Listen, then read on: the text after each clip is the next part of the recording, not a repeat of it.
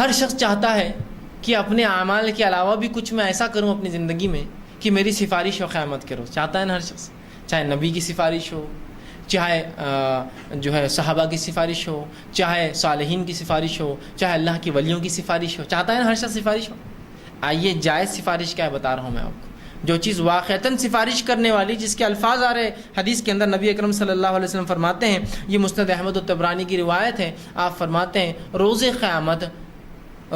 قیامت کے دن روزہ اور قرآن سفارش کریں گے, شفاعتی بننے والے ہیں. کون؟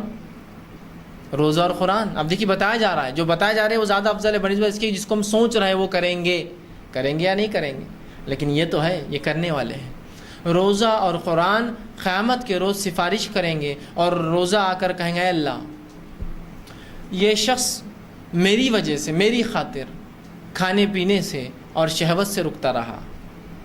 روزہ کیا ہوتا ہے؟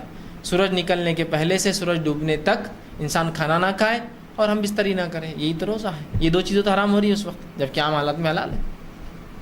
یہ رکتا رہا ان دو اعمال سے صرف میری خاطر, لہٰذا میری سفارش اس کے حق میں قبول کر. نبی اکرم صلی اللہ علیہ وسلم فرماتے اس کی سفارش قبول ہوگی. اور قرآن آئیں گا اور کہیں گے اے اللہ یہ بندہ میرے لیے راتوں میں جاگتا رہا, مطلب قیام میں مجھے پڑھتا رہا, راتوں کی نمازوں میری تلاوت کی, میرے لیے یہ جاگتا رہا, لہٰذا میری سفارش اس کے حق میں قبول کر.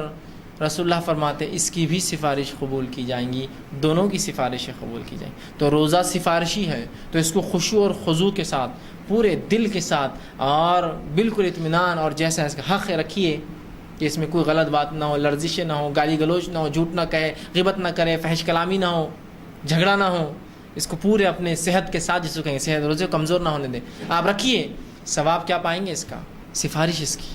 روز قیامت شفاعتی بنے گا, بلکہ آ کر اللہ رب العزت سے نبی اکرم صلی اللہ علیہ وسلم کی حدیث کے مطابق یہ جو ہے مجادلہ کریں گا, نہیں اس کو آپ بخشیے, یہ مجھے رکھتا تھا, یہ مجھے پڑھتا تھا.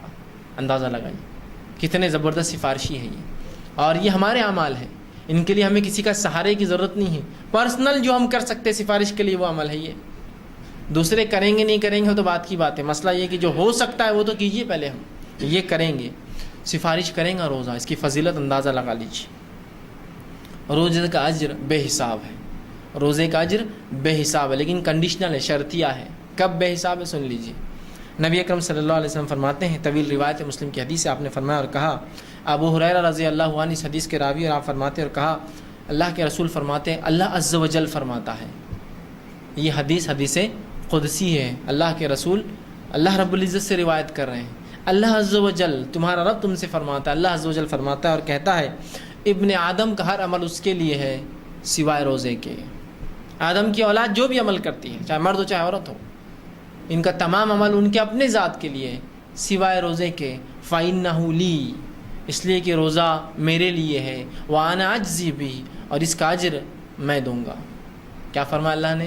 ابن آدم کا ہر عمل اس کے لیے ہے سوائے روزے کے, روزہ میرے لیے ہے. اور واقعی میں روزہ خاص اللہ کے لیے ہوتا ہے نا. ایک چھوٹے سے بچے کو آپ دیکھیے جس نے روزہ رکھا ہو اور تھوڑی بہت سمجھ رکھتا ہو, اس کو اکیلے میں لیجیے اور اس کو رشوت دیجیے کہ یہ کھا لو, کوئی نہیں دیکھ رہا. کھاتا ہے کیا؟ کھاتا ہے بچہ؟ بولتا نہیں میں نہیں کھا سکتا, روزہ ہوں میں, ہے نا. تو اللہ کے لیے روزہ رکھا نا, چھپ کے کھا سکتا نا انسان. ایسے کتنے لوگ ہیں جو چھپ کر روزہ رکھتے اور کھاتے ہیں پیچھے؟ نہیں, کوئی بھی نہیں کرتا, کوئی بھی نہیں. میں سمجھتا ہوں بہت ہی بدترین آدمی جو ایسا کرتا ہوں, کوئی نہیں کرتا ہے, کوئی نہیں کرتا ہے نا. تو روزہ خالص اللہ کے لیے نا, یہ علامت ہے اس کی کہ بچے بھی نہیں کھاتے. اس حد تک جو ہے یہ وہ ہے. فَإِنَّهُ لِي, اس لیے کہ روزہ اللہ فرماتا میرے لیے ہے, وَأَنَا أَجْزِي بِهِ, اور اس کا اجر تو میں ہی دوں گا.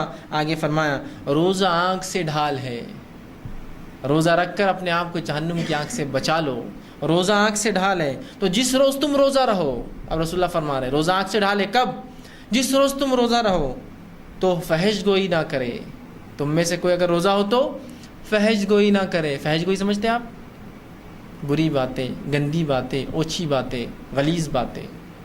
تو تم میں سے جب کوئی شخص روزہ ہو فحش گوئی نہ کرے, بیہودہ باتیں نہ کرے, اوٹ پٹانگ باتیں نہ کرے, جس سے دلوں کو تکلیف ہوتی ہے, انسانوں کو تکلیف ہوتی ہے, لوگ چڑھتے ہیں. اوٹ پٹانگ بیہودہ باتیں نہ کرو.